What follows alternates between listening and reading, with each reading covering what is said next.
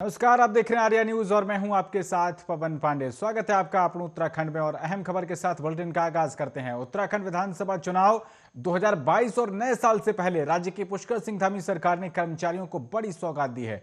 सरकार ने उत्तराखंड के कर्मचारियों के महंगाई भत्ते में 3% की बढ़ोतरी करने का फैसला किया है। इसके अलावा सरकार ने हाई स्कूल और इंटरमीडिएट के छात्रों को मोबाइल फोन और टैबलेट के वितरण की भी मंजूरी दे दी है। डीए में इजाफे के फैसले के बाद राज्य के लाखों कर्मचारियों और पेंशन धारकों को इसका लाभ मिलेगा। कैबिनेट बैठक के बाद राज्य सरकार ने उत्तराखंड के कर्मचारियों का महंगाई भत्ता 3% बढ़ाने को लेकर मंजूरी दे दी है। सरकार के फैसले के बाद कर्मचारियों को मिलने वाला डीए 28% से बढ़कर अब 31% हो जाएगा। ऐसा अंदाजा लगाया जा रहा है कि आने वाले कुछ महीने से बढ़ा हुआ डीए कर्मचारियों की सैलरी और पेंशन में मिलने लगेगा। सरकार के इस फैसले को राज्य के कर्मचारियों और पेंशन धारकों को विधानसभा चुनाव से पहले नए साल का तोहफा माना जा रहा है।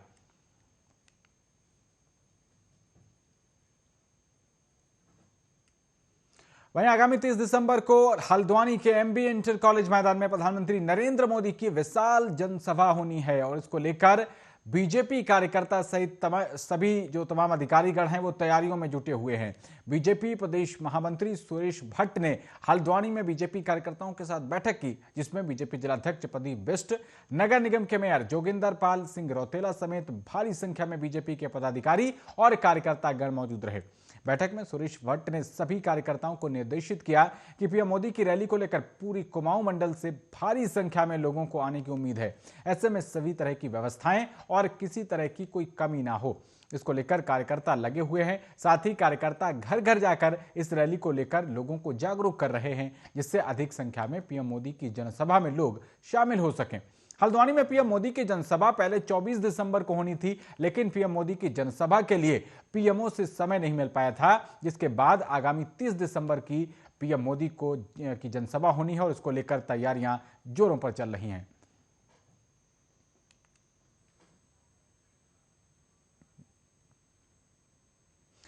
वहीं बीजेपी की धामी सरकार में कैबिनेट मंत्री हरक सिंह रावत के इस्तीफे की चर्चाओं के बीच रायपुर विधायक उमेश शर्मा काऊ ने कहा है कि हरक की नाराजगी मेडिकल कॉलेज को लेकर थी, जो अब दूर हो गई है। शनिवार की सुबह उमेश शर्मा काऊ मीडिया से मुखातिब हुए और उन्होंने बताया कि हरक सिंह रावत की नाराजगी दूर हो गई है। वहीं पूर्व मुख्यमंत्री हरीश रावत के ट्वीट विवाद से गरमाई सियासत ठंडी पड़ ही पाई थी कि प्रदेश सरकार के कद्दावर कैबिनेट मंत्री डॉक्टर हरक सिंह रावत के इस्तीफे की खबर ने सियासत गरमा दी थी। हरक सिंह के पास वन और पर्यावरण, श्रम एवं आयुष मंत्रालय है। हालांकि उनके इस्तीफे की आधिकारिक पुष्टि नहीं हो पाई थी। बीजेपी ने भी उनके इस्तीफे से इनकार किया था। कैबिनेट मंत्री हरक सिंह रावत त्याग पत्र का धमाका कर अंडरग्राउंड हो गए और उनके कुछ समर्थक उनके इस्तीफे का दावा करते दिखे, लेकिन आधिकारिक रूप से किसी ने भी इस बात की पुष्टि नहीं की। वहीं राष्ट्रीय अध्यक्ष जेपी नड्डा के देहरादून दौरे से ठीक 2 दिन पहले हरक की इस्तीफे की खबर ने दून से दिल्ली तक बीजेपी में हड़कंप मचा दिया था। देर रात सियासी हलकों में चर्चा तैरती रही कि केंद्रीय गृहमंत्री अमित शाह ने डॉक्टर हरक सिंह रावत से फोन पर बात की।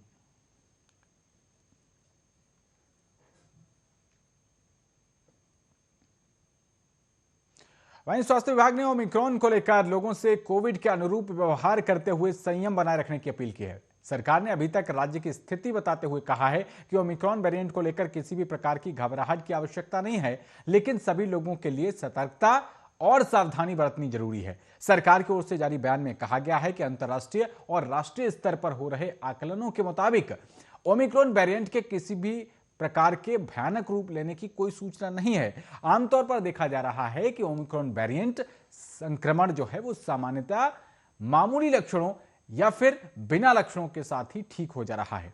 स्वास्थ्य सचिव पंकज कुमार पांडे ने बताया है कि राज्य में अभी तक एक कोविड-19 ओमिक्रॉन वेरिएंट रोगी की पुष्टि हुई है और यह रोगी कांवली रोड देहरादून की निवासी है, जो 8 दिसंबर को स्कॉटलैंड की यात्रा से भारत आई है और इस रोगी की जीनोम सीक्वेंसिंग की रिपोर्ट में ओमिक्रॉन वेरिएंट की पुष्टि 22 दिसंबर को हो गई थी। कहा गया है कि किसी भी प्रकार की असामान्य स्थिति को रोकने के लिए पूरी तरीके से एहतियात बरती जा रही है। रोगी की स्थिति सामान्य है और उसे किसी भी प्रकार के लक्षण नहीं है। रोगी के माता पिता की भी कोविड-19 जांच की गई, जिसमें वो पॉजिटिव पाए गए हैं और इनके सैंपल जीनोम सीक्वेंसिंग की जांच के लिए भेज दिए गए हैं। दोनों रोगियों को कोई भी लक्षण नहीं है।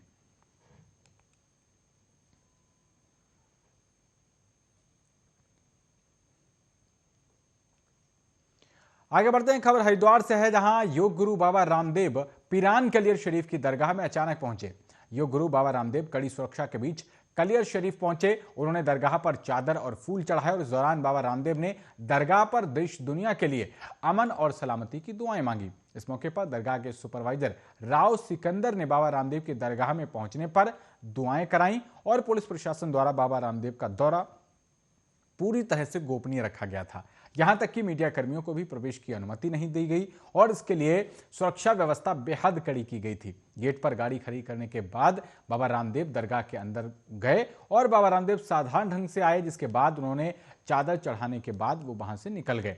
सूचना मिलते ही सीओ रुड़की के साथ साथ तहसील प्रशासन की टीम भी मौके पर पहुंची और कड़ी सुरक्षा के बीच बाबा रामदेव को दरगाह के अंदर ले जाया गया, जहां बाबा रामदेव ने हजरत साबिर साहब के मजार पर चादर और फूल पेश किए। इसके बाद बाबा रामदेव ने दरगाह के कार्यालय में कुछ जानकारी ली और फिर वापस लौट गए। जैसे ही बाबा रामदेव की कलियर पहुंचने की खबर स्थानीय लोगों को लगी तो मौके पर भारी भीड़ भी जमा हो गई। इसके बाद कलियर पुलिस को भी भीड़ को हटाने में काफी मशक्कत करनी पड़ी।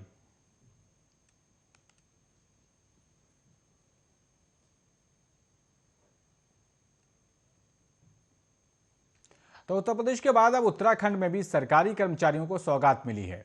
उत्तराखंड में 2.5 लाख कर्मचारियों और पेंशनरों को 3% डीए बढ़ा दिया गया है और इसके साथ ही कर्मचारियों का डीए बढ़कर 31% हो जाएगा। शासकीय प्रवक्ता सुबोध उनियाल ने इसकी जानकारी दी और इससे पहले उत्तर प्रदेश में भी महंगाई भत्ते यानी कि डीए में 3% की वृद्धि संबंधी शासनादेश जारी किया था। बढ़ा हुआ डीए जुलाई 2021 से देय होगा और यह मौजूदा 28% से बढ़कर 31% हो जाएगा। प्रदेश के 16 लाख से अधिक कर्मचारी इसका फायदा उठा पाएंगे और प्रदेश के 2.5 लाख कर्मचारियों और पेंशनरों के डीए में 3% की बढ़ोतरी होगी। प्रदेश मंत्रिमंडल की बैठक में डीए के प्रस्ताव पर मोहर लग गई। वहीं शैक्षणिक सत्र 2022-23 के लिए राजकीय माध्यमिक विद्यालयों में कक्षा 9 से 12वीं तक पढ़ने वाले सामान्य और पिछड़ी जाति के छात्र छात्राओं को निःशुल्क पाठ्य पुस्तक योजना में शामिल किया जाएगा। मुख्यमंत्री पुष्कर सिंह धामी की अध्यक्षता में हुई बैठक में 54 प्रस्तावों पर चर्चा हुई है और शासकीय प्रवक्ता सुबोध उनियाल ने कैबिनेट के फैसलों की जानकारी दी है। उन्होंने बताया कि बैठक में राज्य कर्मचारियों और पेंशनरों को 3% डीए देने का फैसला हुआ है। इसके साथ ही कर्मचारियों का डीए बढ़कर 31% हो जाएगा। उनियाल ने यह भी बताया कि प्रदेश सरकार राज्य का पहला खेल विश्वविद्यालय स्थापित करेगी। मंत्रिमंडल ने प्रस्ताव पर मोहर लगा दी है।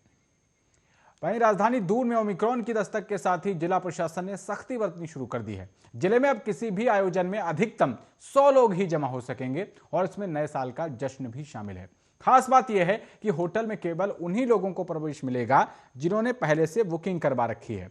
जिलाधिकारी डॉक्टर आर राजेश कुमार ने इसको लेकर आदेश जारी किए हैं और जिलाधिकारी डॉक्टर राजेश ने बताया है कि WHO ने कोविड-19 के नए वेरिएंट ओमिक्रॉन को वेरिएंट ऑफ कंसर्न घोषित किया है। अब यह बेहद तेजी से फैलने की क्षमता रखता है। भारत सरकार के सचिव स्वास्थ्य और परिवार कल्याण मंत्रालय ने ओमिक्रॉन की प्रभावी रोकथाम के संबंध में दिशा निर्देश जारी किए हैं। उन्होंने बताया है कि ओमिक्रॉन की रोकथाम को देखते हुए क्रिसमस और नववर्ष के मौके के लिए SOP जारी की गई है।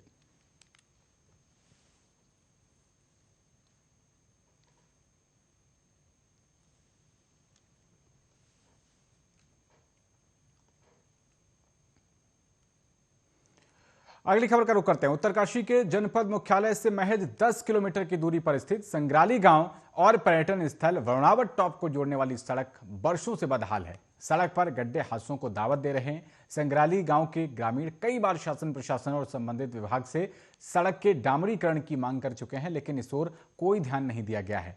अब थक हार कर ग्रामीणों को श्रमदान कर सड़क की साफ सफाई करनी पड़ रही है, जिससे ग्रामीणों और वरुणागत टॉप जाने वाले पर्यटकों को दुर्घटना से बचाया जा सके। संग्राली गांव के ग्राम प्रधान संदीप सेमवाल का कहना है कि उत्तरकाशी महिडंडा मोटर मार्ग से जुड़ा संग्राली गांव और पर्यटन स्थल वरुणावट टॉप को जोड़ने के लिए करीब 1 किलोमीटर लंबी सड़क है। इसकी स्थिति वर्षों से इतनी बदहाल है कि सड़क पर हर समय दुर्घटना का खतरा बना रहता है। कई ग्रामीण और पर्यटक चोटिल भी हो चुके हैं। उन्होंने बताया कि शासन प्रशासन और संबंधित विभाग ने जब नहीं सुनी तो ग्रामीणों ने खुद ही सड़क बनाने की ठान ली है। ग्रामीण सड़क से पत्थर और रोड़ी हटाकर आवाजाही के लिए सुरक्षित बना रहे हैं। ग्राम प्रधान सेमवाल का कहना है कि एक और सरकार वरुणावत टॉप को पर्यटन के क्षेत्र में विकसित करने के दावे कर रही है, लेकिन वरुणावत टॉप को जोड़ने वाली सड़क सालों से बदहाल पड़ी है। उधर ग्रामीणों ने राज्य सरकार को घेरते हुए कहा कि उनके श्रमदान के बाद भी लोक निर्माण विभाग और प्रशासन की नींद नहीं टूटी तो आगे उग्र आंदोलन के लिए उनको बाध्य होना पड़ेगा।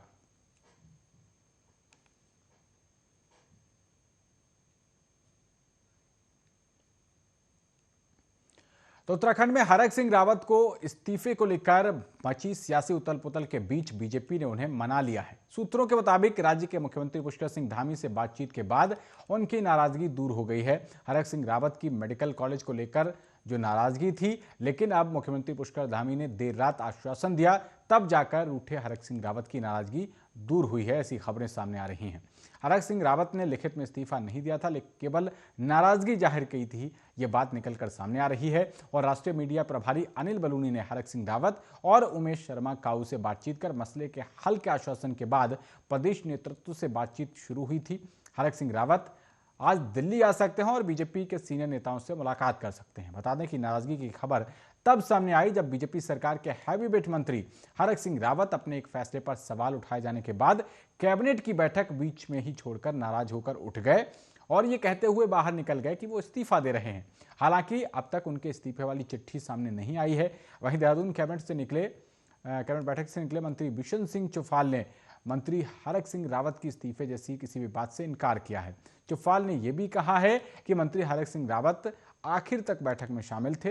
वहीं एक और मंत्री सुबोध उनियाल ने बताया है कि हरक सिंह रावत ने अपनी विधानसभा कोटद्वार में मेडिकल कॉलेज के निर्माण को लेकर हो रही देरी पर नाराजगी जाहिर की है।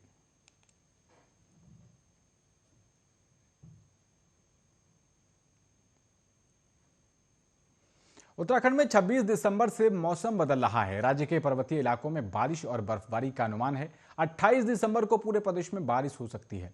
मौसम विज्ञान केंद्र की ओर से जारी पूर्वानुमान के मुताबिक शनिवार को राज्य में मौसम शुष्क रहेगा। 26 दिसंबर को उत्तरकाशी, चमोली और पिथौरागढ़ में कुछ स्थानों पर हल्की बारिश होने की संभावना जताई जा रही है। 3000 मीटर से अधिक ऊंचाई वाले स्थानों पर बर्फबारी का अनुमान है। बाकी जिलों में मौसम शुष्क रहने की संभावना जताई गई है। 27 दिसंबर को राज्य के सभी पर्वतीय जिलों में बारिश का अनुमान है। बर्फबारी भी हो सकती है और 28 दिसंबर को पूरे उत्तराखंड में हल्की बारिश की संभावना जताई गई है। 2500 मीटर और इससे अधिक ऊंचाई वाले इलाकों में बर्फबारी हो सकती है। मौसम विज्ञान केंद्र के मुताबिक 29 दिसंबर को बारिश और बर्फबारी में इजाफा भी हो सकता है और 30 दिसंबर को भी बारिश के आसार हैं। देहरादून में मौसम साफ रहेगा। सुबह के समय हल्का कोहरा छा सकता है और बताया जा रहा है कि देहरादून का अधिकतम तापमान इन दिनों 22.3 डिग्री और न्यूनतम तापमान 5.6 डिग्री सेल्सियस के आसपास रह रहा है। दून में धूप खिलने से ठंड से राहत भी मिल रही है और अधिकतम तापमान सामान्य से 2 डिग्री सेल्सियस ऊपर चल रहा है। वहीं मुक्तेश्वर में अधिकतम तापमान 13.2 और न्यूनतम तापमान 2.1 डिग्री सेल्सियस रिकॉर्ड किया गया है।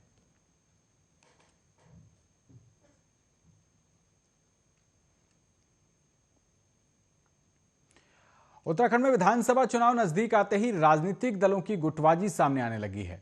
अभी कांग्रेस के बड़े नेता हरीश रावत के इस्तीफे के संकेत शांत ही हो पाए थे कि अब बीजेपी के अंतर्कलह सामने आ गई है। पुष्कर सिंह धामी की सरकार में कैबिनेट मंत्री हरक सिंह रावत ने अपने पद से इस्तीफे की पेशकश कर दी। वहीं कांग्रेस ने दावा किया है कि एक विधायक ने भी बीजेपी छोड़ दी है। इस पूरे घटनाक्रम को बारीकी से जानने के लिए देखिए हमारी एक खास रिपोर्ट।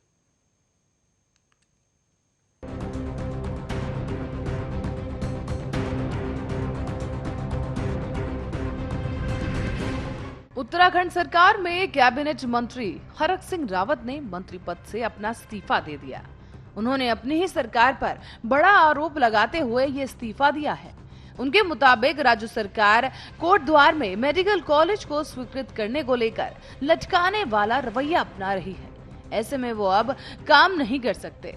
हरक सिंह ने ये इस्तीफा भी कैबिनेट बैठक के दौरान ही दिया। लंबे समय से हरक सिंह रावत कोटद्वार में मेडिकल कॉलेज की मांग कर रहे थे। उन्होंने कई बार सरकार के सामने ये मुद्दा भी उठाया था, लेकिन क्योंकि उनकी इस मांग को पूरा नहीं किया गया, ऐसे में उन्होंने इस्तीफा देने का फैसला लिया है। खबर तो ये भी है कि हरक सिंह रावत अब चुनावी मौसम में कांग्रेस का रुख कर सकते हैं और अभी तक पुष्टि नहीं हो पाई है लेकिन अटकलें लगनी शुरू हो गई हैं।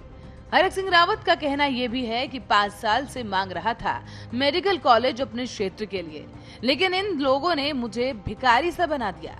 वो इतने ज्यादा नाराज नजर आए कि उनकी आंखें नम हो गई और वो रोने लगे। उनके मुताबिक अपनी सरकार ने उनकी इस मांग को नजरअंदाज किया है।